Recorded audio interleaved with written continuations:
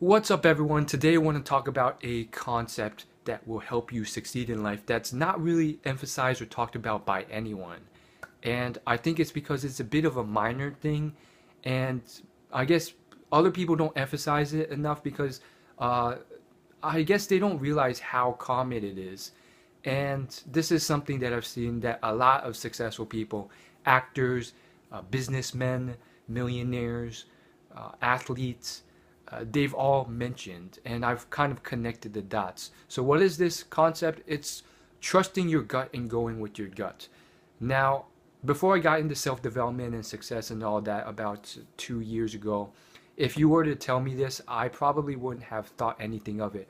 I probably would have just thought it was something that was maybe only, you know, useful in sports or baseball, where like you have to trust your gut when you decide whether to swing at the ball with your baseball bat or whatever. But I have realized that this is something that is quite common.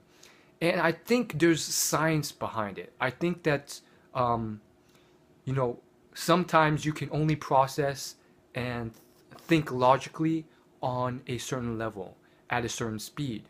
But there's some type of natural gut, secondary, you know, automatic response, kind of like muscle memory, that you can develop after a ton of experience.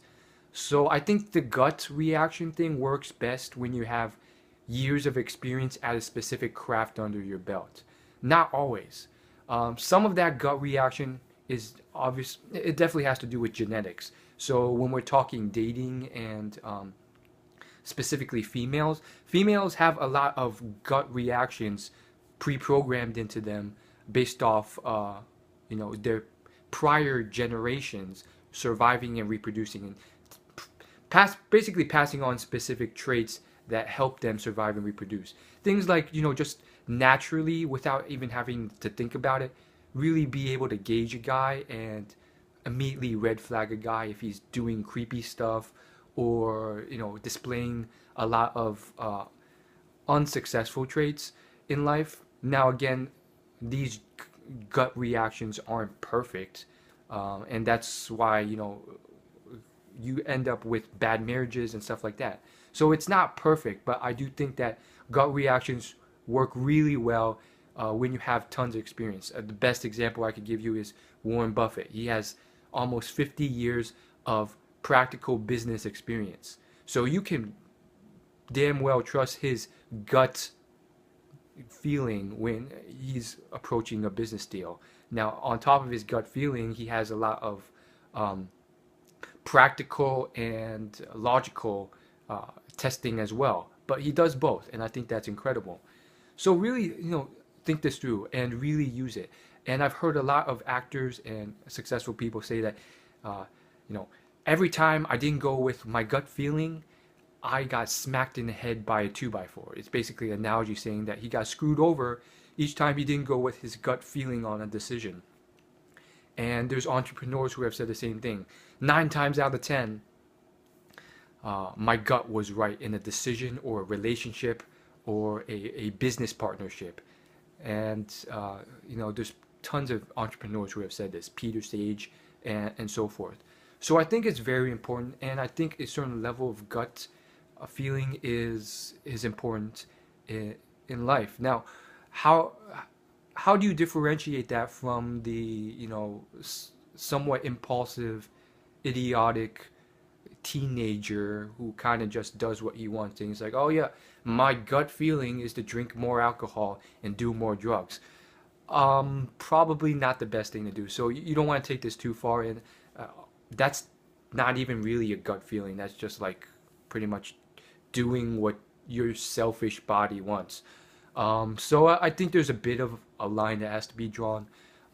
And I guess the best way to objectify that, or you know, have figure out which one is which, is um, do you have experience in the field? And if not, like, I think it still works on in specific situations, like um, you know if you go down an alleyway and it seems really sketchy. What's your gut feeling? Like, probably get out of there.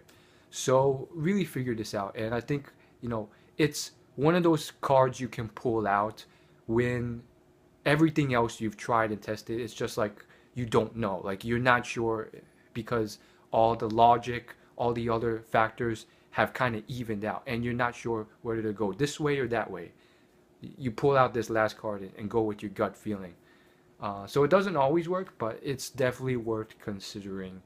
And I think for me personally, I've only had maybe a couple times where I've tested this out, and I have no way really of knowing whether it worked or not, because the only real downside is if I didn't go with my gut, which I did, and so I have no idea what would have occurred if I didn't go with my gut.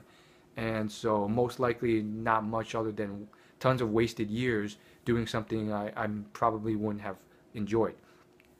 Um, and so I guess the last thing would be in terms of gut feeling.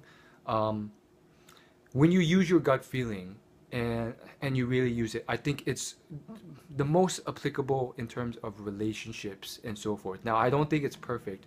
Back to the female genetics analogy, like gut feelings, it's not always the best thing. That's why people get into bad relationships and so forth. But I do think gut feelings are good in terms of like business partnerships or friendships with certain individuals. It's not perfect. People make bad friends. People make bad choices with friendships.